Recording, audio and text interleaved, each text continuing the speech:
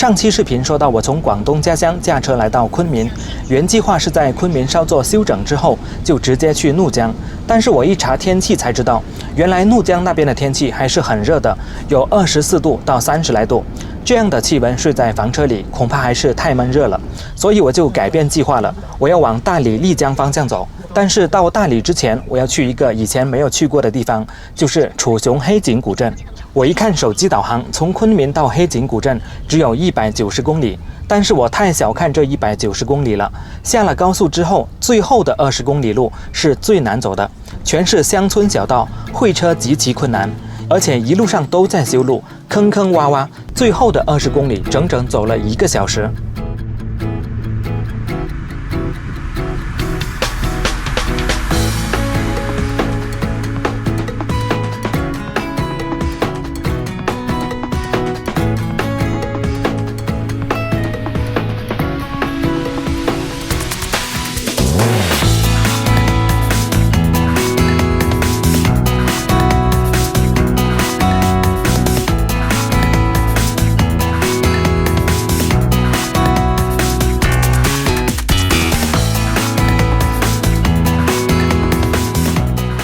已经来到黑井古镇了，但现在已经是晚上的7点半了。黑井，这里就是游客中心，但是里面没有人上班，外面只有2只小狗。这后面是一条铁道，应该是穿过黑井古镇的中心。停车场的杆子也是竖起来的，应该是不用收费吧？目前，整个停车场没有几台车。现在已经是晚上快8点钟了。但是天色呢还不算太暗，我还是先做点东西吃吧。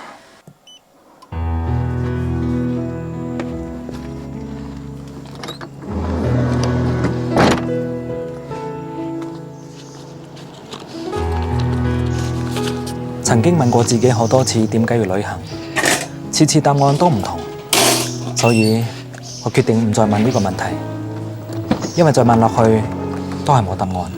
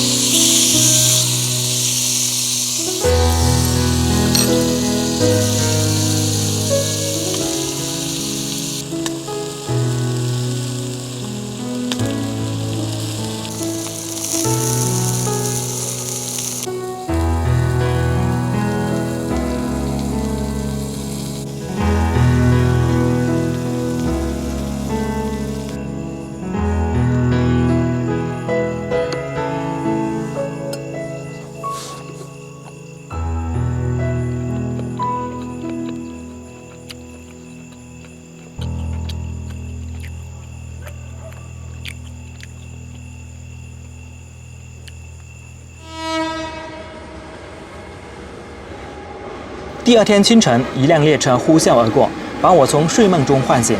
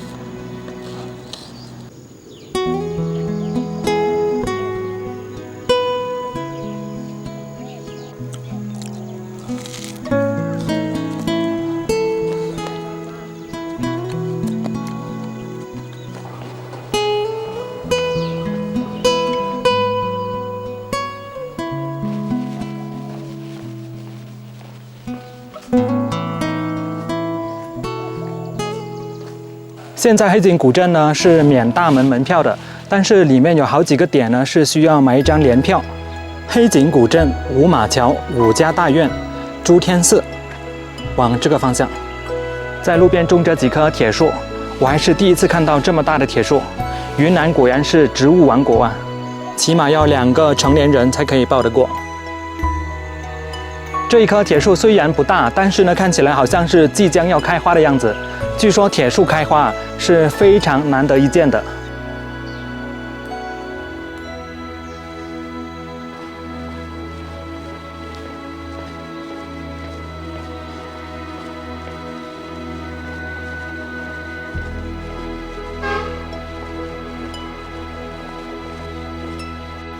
现在来到这座朱天寺了，但是呢大门紧闭，参观不了。黑井古镇位于云南楚雄州陆丰市的西北角，龙川江将原本不大的镇子分成2半。相对比其他古镇，这里就显得没有那么精致了，给到人的感觉甚至不太像是旅游区。尽管当地也在大力发展旅游，就这样一座外表朴素、建筑新旧交替的镇子，却是云南4大古镇之一。黑井古镇之所以能够成为云南4大古镇之一，不是因为它的风景有多美丽，也不是因为这里的建筑多有特色，而是因为这里生产一样东西，那就是我们每个人都离不开的盐。云南产盐的地方并不多，包括黑井古镇在内共有9处，但是在明朝时期，一个小小的黑井镇竟然占到云南盐税的64%，清朝中期占到50%多，清末民初占到46%。可以看出，在相当长的一个历史时期里，小山沟里的黑井小镇在云南的财富税收中具有相当重要的地位。盐高额的利润往往使盐税成为政府重要的财政收入来源。在西南地区，盐卤资源的分布很不均匀，而开挖深井汲取卤水，在古代又是一项很艰难的事情，所以西南地区为数不多的产盐之地，就很容易成为财富的集中之地。黑井就是云南盐业资源最为丰富的地方，所以黑井古镇还一度成为云南最富庶的地方之一。根据地方志记载，黑井最早在汉代就发现盐井，并开始取卤煮盐。2000多年来，黑井的井盐享誉西南。这座镇子为什么叫黑井古镇呢？是不是这个镇子里有一口很黑的井呢？当然不是。传说在西汉年间，有个叫李阿昭的彝族放牛姑娘，发现牛群里有一头大黑牛，长得格外肥壮。但每天吃草的时候，这头大黑牛都会走开一回。阿昭悄悄地跟在牛的后面，发现大黑牛到了一处岩石下舔水喝。好奇的李阿昭也用手指沾上一点舔了一下，就这样发现了盐。由于这口盐井是黑牛发现的，所以命名为黑牛盐井，之后简化成黑井。这条街叫德政坊，原名亲把街，称作坊。这里曾是几百年来山谷云集、车水马龙的街道。但是今天我在这里走过，却发现街道上没有一个人，只有零散几户人家住着一些年迈的老人。在这条古街道上啊，几乎家家户户的门口呢都是有这种平台，这是用来干嘛的呢？其实以前呢，整条街呢都是店铺，那这些呢就是柜台了。德政坊街道并不长，大概只有100-200米，街道的尽头就是节孝总坊。牌坊是一种颇具特色的建筑形式，可以肯定地说，它不具有任何实用价值，但却是我国封建社会用以金表那些始终全孝、乐善好施的人的一种极高荣誉的物化形式。既然是金表，那就必须有值得被金表的人和事。明之为节孝，那就必然和女人有关。冠之以总坊，那就绝非仅为某个人而立。的确如此，在黑井节妻孝妇数百年来可谓层出不穷，仅在节孝总坊上就有87位妇女的名字被刻在上面。黑井因盛产食盐而闻名于世，盐生百弊的古人论断，到了清代中晚期，由于吏治日益腐败，渐渐地演变加剧到了积重难返的地步。朝廷为了扭转这种难以逆转的颓势，不得已之下，只好在局部地区改弦更张，实行造奸造卖、民运民销的政策，希望能借此来解决产供销一条龙的官盐弊端，切断贪官污吏们徇私舞弊、中饱私囊的渠道。这样一来，造户们的盈利空间就大大扩展了。他们不仅可以奸盐获利，而且运盐销盐还有着更大的利润空间。当然，这就要求男人们必须走出家门，走上驿道。弯弯曲曲的古驿道成了食盐与银钱往返流淌的河床，当然也成了盗匪们的狩猎场。漫漫驿路上的盐商们，有的死于匪盗，有的死于疾病。于是黑井除了产盐之外，又增加了一项因盐而生的副产品——寡妇，而且还是有钱人的寡妇。关于这座节孝总坊的建设，还有这样一个令人动容的故事。清同治年间，黑井一对新人喜结连理，男方姓杨，是黑井一家颇为富裕的造户和盐商；女方姓萧，亦是家道殷实的书香门第。杨萧两家可谓是门当户对，也称得上是郎才女貌、天造地设的一对。但婚后不到2年，便祸从天降，杨公子命丧黄泉，萧氏女不满20岁，便一夜之间成了寡妇。所幸杨公子的一点古幼，已在撒手人寰之前留在了萧氏腹中。数月之后，一个男孩咕咕堕地，取名世林。萧氏含辛茹苦20余载，终于将杨家的一父子培养成才，一步步将杨世林送上了进士的金榜。金门殿试前，杨世林又不失时机地将慈母守寡抚孤的事迹上达天庭。光绪皇帝为此深为感动，立即给他放了个去四川督治钱币的肥差。衣锦还乡的杨世林回到黑井，准备阔别老母赴川上任。这杨萧氏的确不同凡响，临别前竟准备了100面镜子和100碗清水，沿黑井各街一路摆开，令儿子面对镜子和清水一一叩首跪拜3日。3日后，世林慈母听训，萧氏方道破玄机：儿啊，在外为官，一定要做到明如镜，清如水啊！这杨世林也的确谨遵母训，做了一任清官，并由他首倡，与黑井各官员相争联名，向朝廷请见节孝总坊牌坊，朝廷旋即恩准。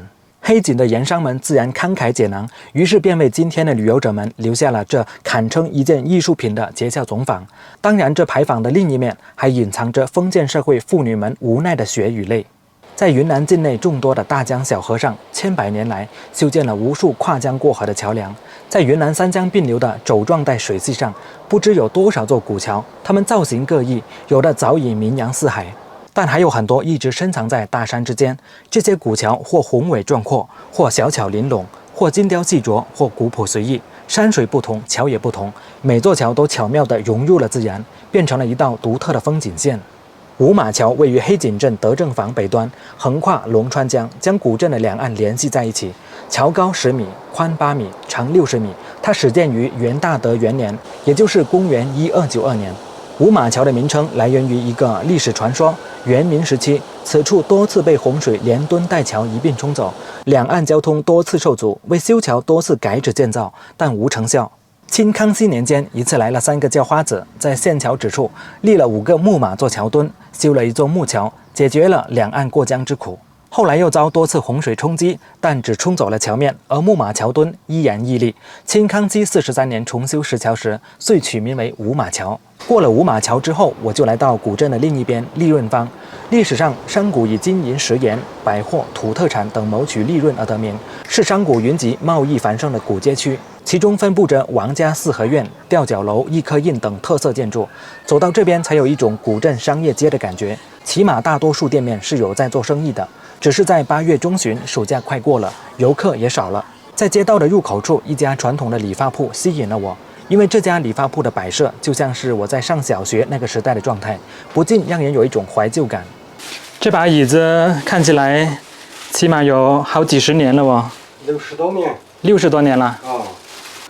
老板现在生意好不？正常点。正常。正常一点。哦。生意。中长一点。也不算撇，也不算好。一般般了哈。一般点啊。现在这个时候好像没有什么游客哦。这段时间游客少了。游客少了。上个月是不是多很多？上个月暑假期间，前段时间倒是挺多的。有没有游客过来这里剪头发？有的。有啊。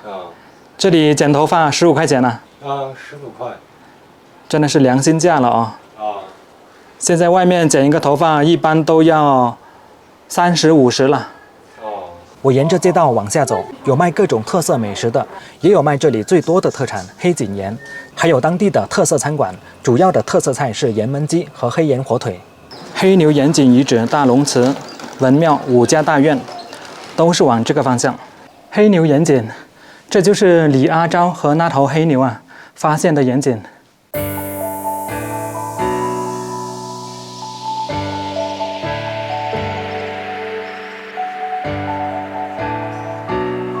这上面就是大龙祠了，上面有一块牌匾是雍正皇帝御书的，叫林园普惠。我们上去看一下。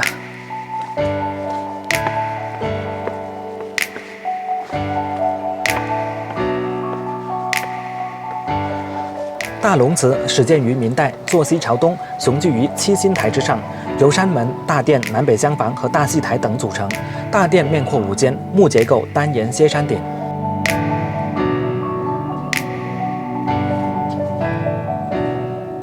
大殿的正对面呢，就是一个戏台，大锦龙祠。这下面的地板呢都是原来的，但是呢被玻璃给框起来了。上面呢就是这块牌匾了，林园普泽。牌匾林园普泽4个大字，就是当时雍正皇帝对黑井卤水惠泽普天下的评价。这一块牌匾呢，由于是雍正皇帝御赐的嘛，所以它的落款呢还是黄金铸造的，但是在过去的某一个时期却被挖走了，非常的可惜哦。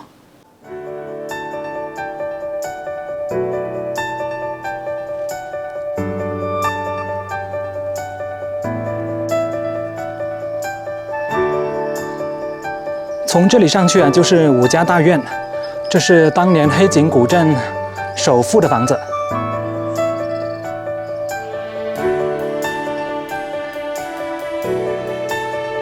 5家大院建于清道光16年，占地2200平方米左右，在咸丰年间扩建竣工。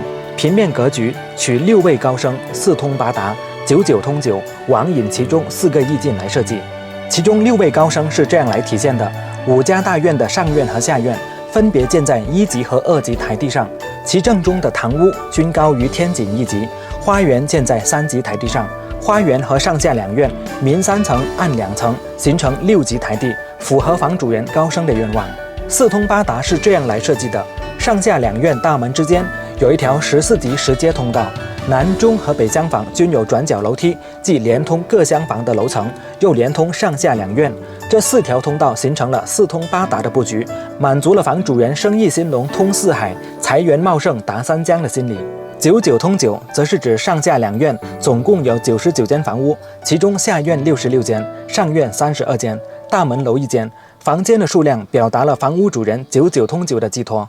最后王隐其中是如此来体现的：上院的2个四合院与下方的2个3房1照壁院组成了一个王字形，上下两院的南中北3栋横厢房填充了王字中的4个空白点，大院也因此而得名。伍家大院至今保存完好，是云南罕见的古民居建筑群之一。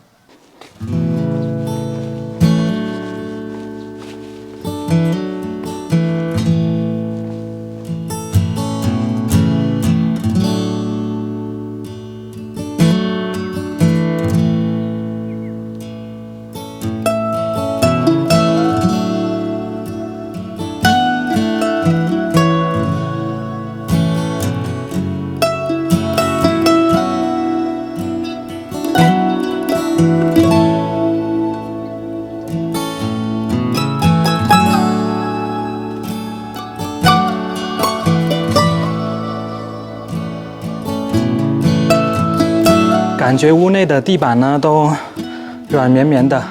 现在这个房间呢看起来呢像是第1层，但是呢对于前面这个院子来说呢又是第2层了。伍家真的是豪横啊，在院子里面呢还有一个戏台，还可以再上去看一下。这个楼梯非常窄。屋子里面呢是空空如也啊。你看这里有一块牌子叫303，这里以前呢是被改造为客栈了，但是现在呢由于生意不好，又变成了被游客参观的景点了。这里还有一块牌子302，但是这种客栈啊它是没有独立洗手间的，这就很难留住客人了。你看这里呢还有一道特别的门哦，是逃生通道。因为伍家太有钱了，所以呢怕那些盗匪啊来抢劫，所以呢这里留了一道逃生通道。游览完伍家大院之后，我们现在去古岩坊来看一下。这栋建筑呢就是文庙了，但是呢现在变成文庙酒店了。文庙被改成酒店的应该就只是这一排哦，后面呢都还是文庙的建筑。临心门有教无类。在过去啊，这座文庙呢还被改成当地的一座小学。大成门、大成殿、万世师表孔子。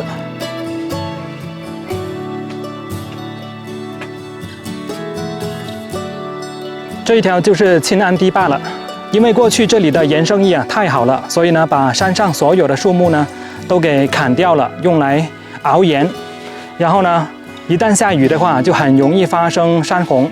所以呢，就修建了这样一条堤坝，来保护黑井古镇。另外一边呢，就相对比较矮一点，这条堤坝是一直延伸到下面。那我可以不必原路返回了，直接从堤坝这里走下去。古岩坊离镇区还有1.4公里，你可以坐他们的小马车过来，而我是坐我的11路车过来的。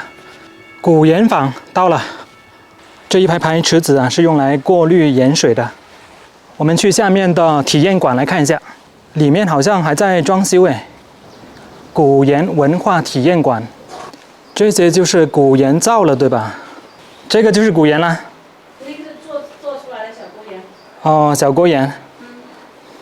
为什么这个盐的底部啊要烧得黑黑的？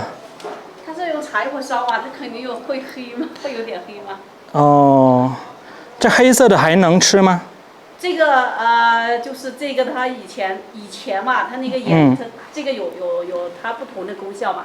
不同的功效。黑色的盐，它就是可以泡淡盐水、淡盐茶喝，它可以清热降火，像你喉咙痛啊、脖子痛啊，你就用这个黑色的部分，刮下来泡水喝，它就可以缓解你的那个喉咙痛啊。哦。它清热降火消炎的。还有这样的功效啊？是啊，以前的功效，它相当于就是现在的消炎药，有这个。起到这个作用吗？我听说宣威火腿啊，就是用你们的盐对吧？啊，用黑井盐腌，它就要就是品质要好一点，是的。那现在这里还产这种黑岩吗？这个黑岩就是我们就是做的少了。做的少了啊。是啊。那么现在他们的宣威火腿还用这个盐吗？应该不用了吧？现在就用不上黑底的盐了，黑底盐没有那么多了。没有那么多了哦。那现在大家吃的好像都是海盐哈。一个是海盐，还有一个就是矿盐嘛。哦，矿盐。哦，现在这种就退出了历史舞台了啊。这个盐就是照现在这个生产下来，它就是成本高。那个海盐它不是有那个它不是含量高嘛？我们这个井水盐它就是水分多盐分少嘛，它加工起来不是要用柴火把它熬干掉嘛？所以这个过程呢就是一个人力、物力、财力嘛。哦，成本太高了。成本高。明白了，谢谢啊。你看这里都是黑井盐，做成财宝银子的形状，大银子的形状。像这些盐都是卖的吗？那个都是卖的。像这个一包多少钱啊？这个一包是10块。10块钱。10块钱。还有做成麻将形状的。哎呀，好多呀！它这个灶台下面是连通的，那在下面统一添加柴火，然后这一整排都可以加热。古岩文化体验馆的对面呢，就是古岩文化博物馆，进来看一下，就是一些照片展。清末的时候沿路开设的马站。运盐的马帮，古驿道，民国时期卖鱼的小贩，这一位是以前的老师啊，年轻的私塾先生，看起来文质彬彬的，民国时期的富家子弟。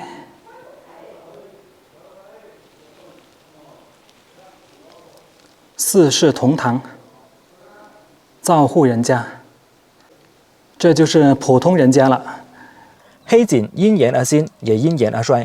一个地方不会永远因为一样东西而兴盛，只要社会上出现了更好的替代品，人们就会毫不犹豫地抛弃原来的。如今的黑井如果没有更好的产业来持续发展，也许就只能靠旅游业了。